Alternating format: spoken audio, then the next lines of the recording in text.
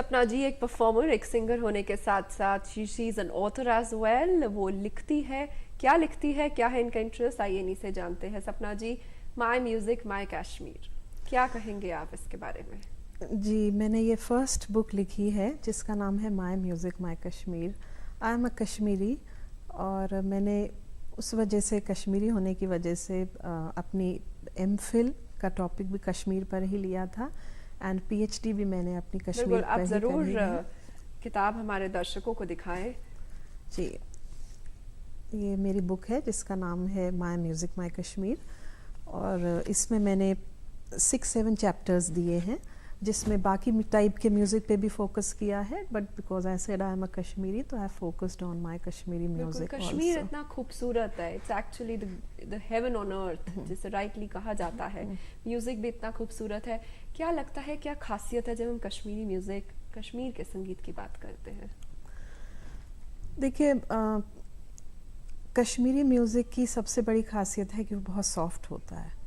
उसमें आपको roughness element नहीं मिलेगा जैसे कि अदर स्टेट्स, जैसे कि पंजाब या राजस्थान या बिहार, जहाँ के म्यूज़िक में थोड़ा सा एक फोर्सफुल एलिमेंट आता है। कश्मीर म्यूज़िक में वैसा नहीं होता। It's more of a soft and a subtle melody. कुछ सेंसेस में थोड़ा बोरिंग लग सकता है क्योंकि अगर हर वक्त ही सॉफ्ट होगा तो it might lead to a very boring effect, but बाकी स्टेट्स के कंपैरिजन में कश्मीरी म्यूज़िक का एक डिफरेंट अरेबिक एंड सूफियाना टच आता है जो तो कि फिर बाकी स्टेट्स के म्यूज़िक में नहीं पाया जाता।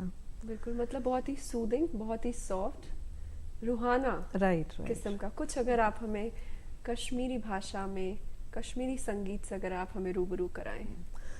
मैं आपको एक गणेश वंदना सुनाऊंगी। जी बिल्कुल। आई से शरण करतम दयां श्री गणेशाय नमः। आई से शरण करतम दयां श्री गणेशाय नमः।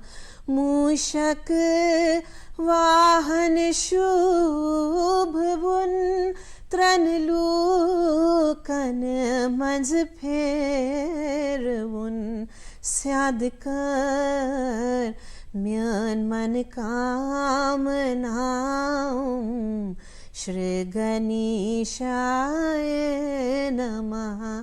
आई से शरण करतम दयां श्री गणेशाय नमः। ब्यूटीफुल, जैसे कि आपने कहा, बिल्कुल बोरिंग नहीं बल्कि राधा बहुत ही स्पिरिचुअल हाँ, गायकी है। Right right. थोड़ा सा कश्मीरी म्यूजिक में ये है कि थोड़ा सा रूह को छूता है and it's not at all rough, not not at all all, rough. Very soothing.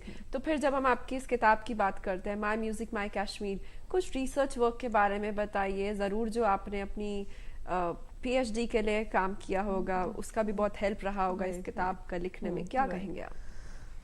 देखिए, पीएचडी के बाद वैसे ज़रूरत नहीं होती कुछ लिखने की, बट क्योंकि मैंने इसलिए भी लिखी क्योंकि मैं प्रोफेसर का काम बहुत कम देर का होता है। हम लोग 1-2 घंटे कॉलेज जाते हैं, then we are back. But mainly because I am fond of writing, क्योंकि मैं खुद ही कश्मीरी हूँ, मैं नेचुरली चाहूँगी कि मैं अपने स्टेट के लिए कुछ लिखूँ जितना भी मेरा योगदान हो सकता है। तो मेरा रिसर्च वर्क ये है, नेचुरली जैसे आपने कहा, मैंने एमफिल पीएचडी उसमें किया ही था, बट क्योंकि to make it more saleable and more readable to the readers, मैंने उसमें अलग स्टेट्स के म्यूज़िक का भी थोड़ा पुट डाला है।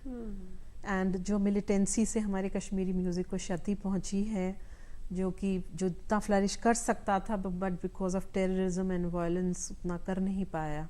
तो आज इस माध्यम से क्या कुछ आप मैसेज देना चाहेंगे हमारे दर्शकों को, खास तौर से जब हम कश्मीरी म्यूजिक की बात करते हैं? हाँ, right. I mean message in the sense, कुछ आप बोलना चाहेंगे ज़रूर? इतना खूबसूरत ये संगीत है, Kashmiri music is so beautiful, let the world should know about it.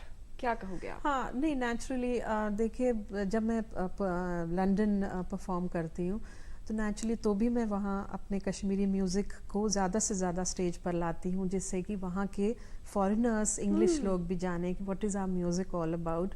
क्योंकि बाकी स्टेट्स का म्यूज़िक जैसे पंजाब वगैरह तो बाहर बहुत परफॉर्मेंस होती है, बट कश्मीरी म्यूज़िक बाहर उतना नहीं जा पाया है।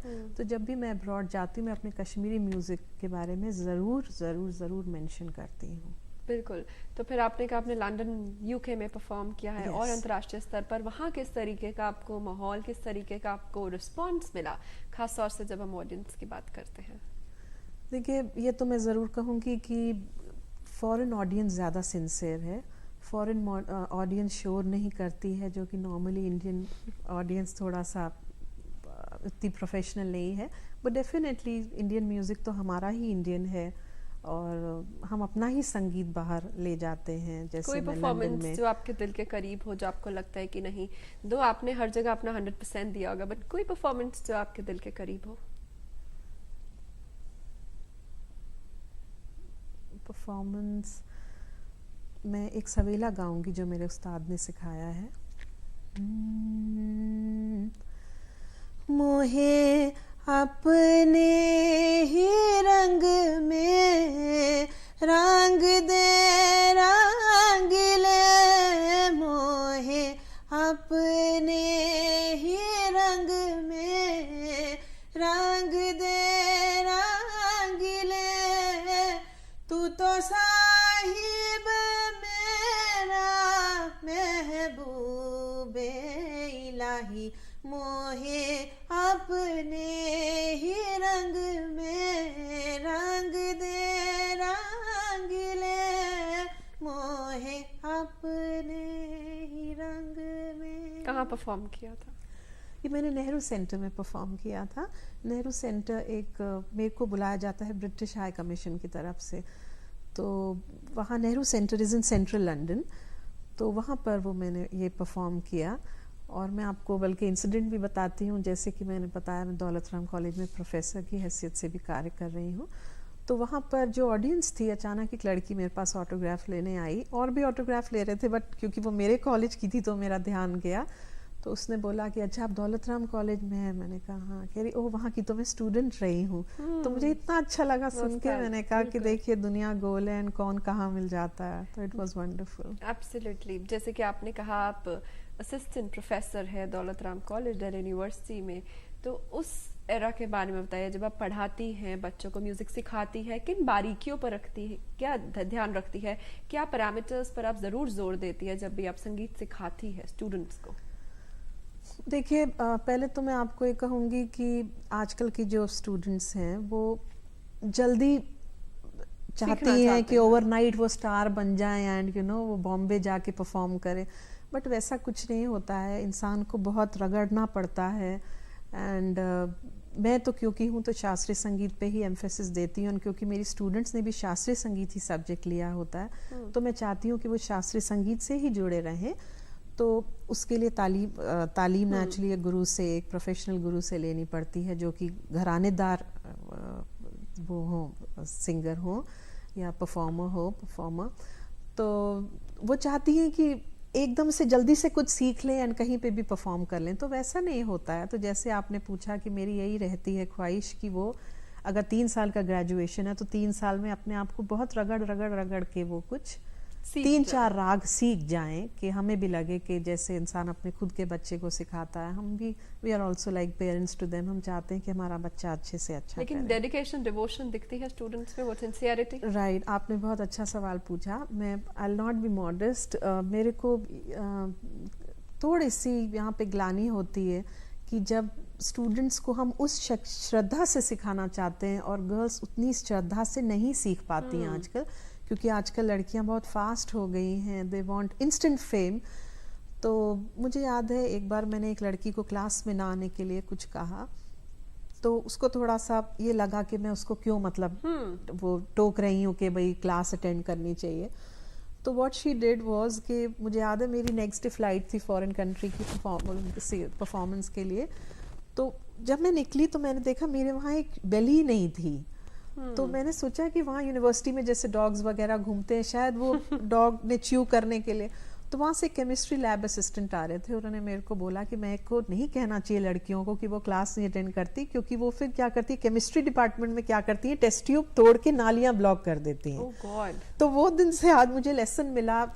मैं तो नेचुरली उनकी लड़कियां यू आर टीचर थी। टॉकिंग अबाउट, क्या आप कह रहे हो खास तौर पे लड़कियां या I don't know about boys college. तो मतलब कहने का मतलब मैं जो कहना चाह रही हूँ कि आजकल की गर्ल्स राइट कि उन्होंने उस श्रद्धा से नहीं लिया जो मैं उनको सिखाना चाह रही थी कि if they have taken music as a subject तो उनकी ड्यूटी है कि जो टीचर्स उनको सिखाएं वो तरीके से सीखें। और जब गुरु शिष्य परंपरा के तहत सीखते थे, जो तब सिंसियरिटी थी, डेडिकेशन थी, तब तो बहुत ज्यादा होती थी, तब तो बहुत ज्यादा होती थी। तब और तो शायद फिर आउटपुट भी दिखता है, तब आउटपुट भी दिखता है। आप बिल्कुल ठीक कह रही हैं शिखा जी। मुझे याद है मैं अपने गुरु के 2-2, 3-3 घंटे वेट किया करती थी और वो सोते ही रहते थे, और मैंने कभी उसको बुरी चीज में नहीं लिया, क्योंकि मेरे को लगता था कि प्यासी तो मैं हूँ, तालीम तो मुझे लेनी थी। तो अगर मेरे उस्ताद 3 घंटे सोए, 4 घंटे सोए, वो उनका प्रेरोगेटिव है। आखिर मेरा मोटो था कि मैं उनसे कुछ निकालूं, और जब मैंने उनसे निकलवाया, मैंने उनसे शिक्षा ली, और शायद तभी आज यहाँ हूँ। बिल्कुल बिल्कुल। मतलब एक जैसे कहते हैं कि मछली की आंख को देखो और बस अपने गंतव्य की ओर, अपने जो एम है उसकी ओर बढ़ते जाइए। सपना जी हमारे साथ चर्चा में, एक बार फिर से हम आपको दिखा देते हैं इन्हीं की परफॉर्मेंस की कुछ झलकियां।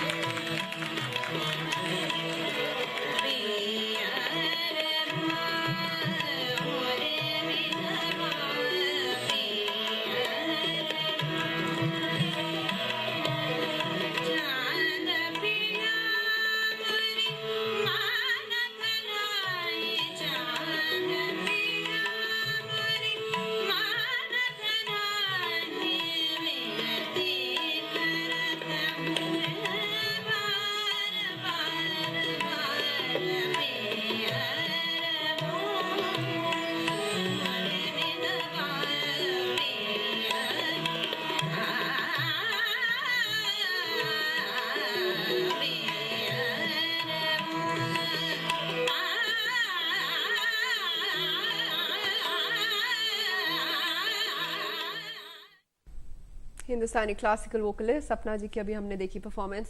तो बस चलते चलते अगर हम कहें किसी और राज्य के संगीत भी आप गाती हैं, किसी और रीजनल लैंग्वेज में?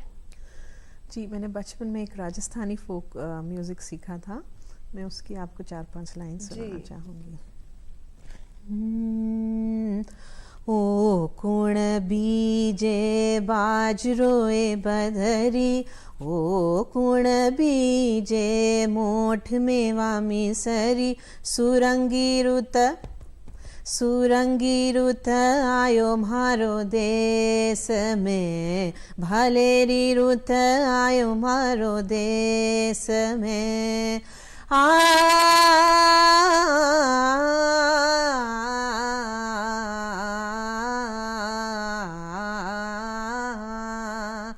राम जी बीजे बाजरोए बदरी, राम जी बीजे बाजरोए बदरी, काणु बीजे मोठ मेवा मिसरी, काणु बीजे मोठ मेवा मिसरी।